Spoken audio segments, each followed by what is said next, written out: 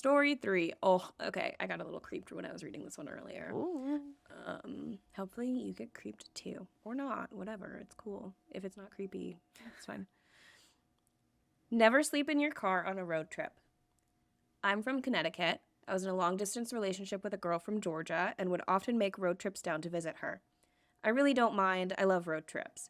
I've driven across the United States and back all on my own. There's just something about traveling down the highways of the U.S. by yourself that's so freeing. To save money, I would sleep in my car. It's not so bad. It's basically camping in a metal tent. Makes you feel like you're really roughing it. I would just recline the seat back, keep the key in the ignition just in case, and doze off. No, I wouldn't put anything to block the windows for privacy. Maybe I should have. The trip down south is a comfortable 2-day drive. My stop would usually be somewhere along the Virginia-North Carolina border. So for my previous trip, that's exactly where I stopped that night. Rest stops are often less trafficked and thus quieter than truck stops. Normally I would have stopped at a Love's, but I was so tired that I settled for the first rest stop I saw. It was oddly vacant that night, with only a couple lone cars, forlorn under the amber street lamps. Likely travelers with the same idea as myself. I pulled into a parking spot away from the others, under the shadow of a tree and far from the street lamps. I figured I would have more privacy there as opposed to being bathed in light. So I did my usual thing, locked my doors, opened a window just a hair for ventilation, and kept my key in, reclined the seat, went to sleep. I was never interrupted on any of these car camping nights, so I never suspected anything on this one. Then a sharp tap woke me up. At first, I thought I heard it in my dream. I opened my eyes a bit confused. Since I was leaned back, I was facing the ceiling and couldn't see anything.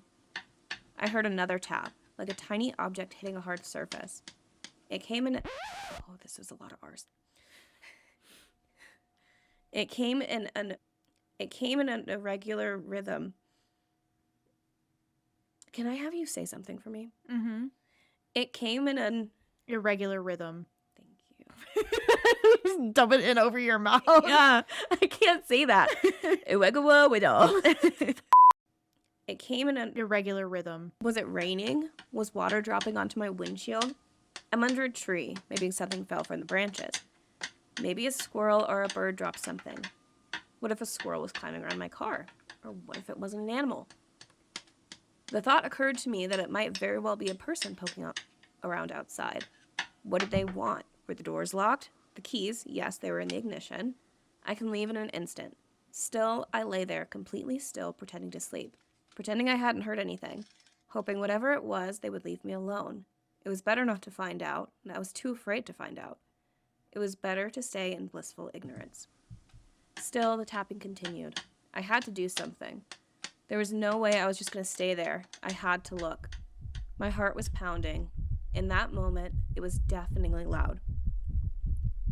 Whoever was out there could probably hear it. I decided I was going to look. I was going to raise my head up and see what was making the noise. So that's what I did.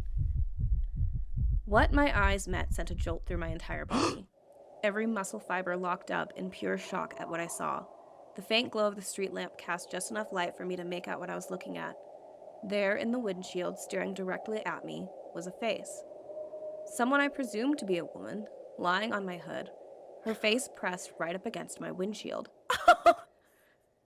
Her face was completely still, locked in a permanent grin. I froze in an overwhelming terror. The eyes I stared into appeared to have rolled back, showing only the whites. The nose was turned up, pressed painfully against the glass. The lips stretched wide, revealing horrid, rotten teeth.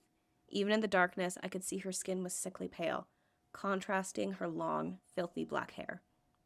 Whoever it was, she was clearly not in her right mind. I don't know how long I sat there, too afraid to move. Finally, I got a grip on myself and shot my hand to the ignition. It turned over, making that instant, most beautiful sound I've ever heard.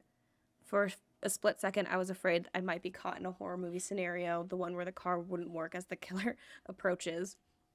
I reversed as fast as I could, trying not to give this creeper any time to try anything. In my panic, I remember activating the windshield wipers. In a panic, I remember activating the windshield wipers in a futile attempt to get her off. Just like,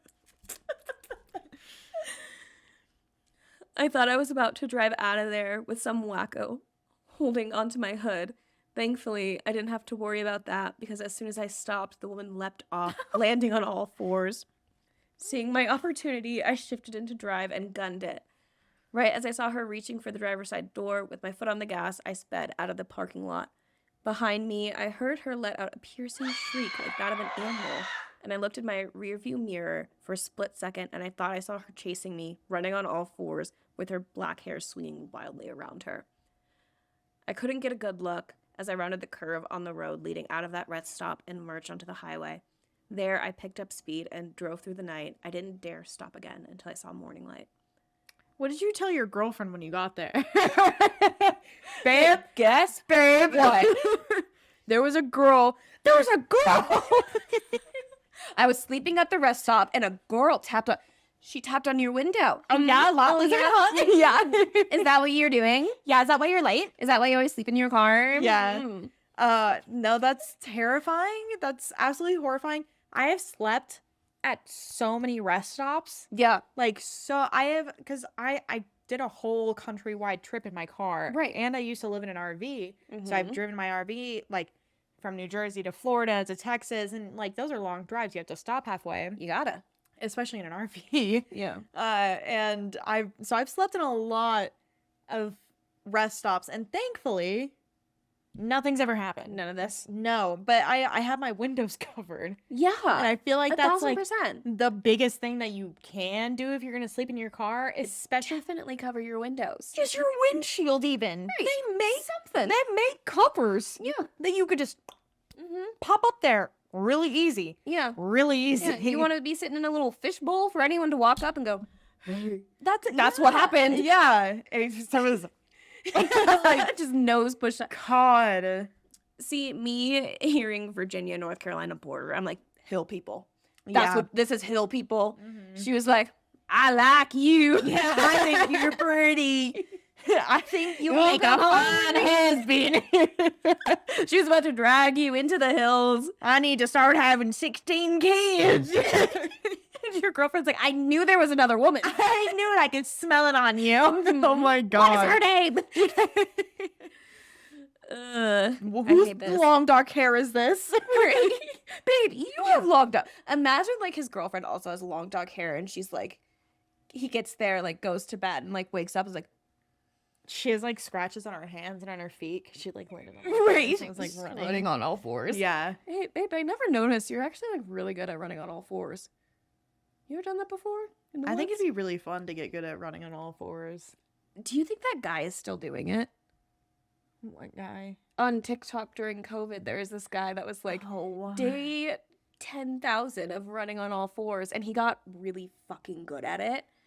I would assume so, but I also don't know because there are like so many trends that like there's like the Chica Chica dance guy. He's still fucking going. Yeah. It's been 1,200 days and this man does not have Still do it. a girlfriend. Huh. But then like the girl who collects her hair. Yeah, she stopped.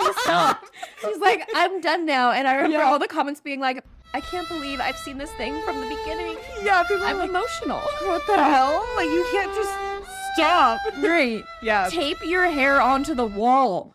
Dude, yeah. But we still got ding, ding, ding, ding. You know what that'll have to do? Because I'm really going to miss that wad of hair on the wall. Yeah, her little blonde streaks. Yeah. Yeah. I'm going to look that up later when I edit this because that's when I'll remember that I'm supposed to look it up. See Yeah, if he's let still me running on know. all fours. Yeah, he was like getting, like, I don't like it. I think He's it'd be getting cool. fast. I wonder if I could run faster on all fours than I can run in real life. Or on two legs. They're both in real life. But The way I didn't even clock. That's how I feel.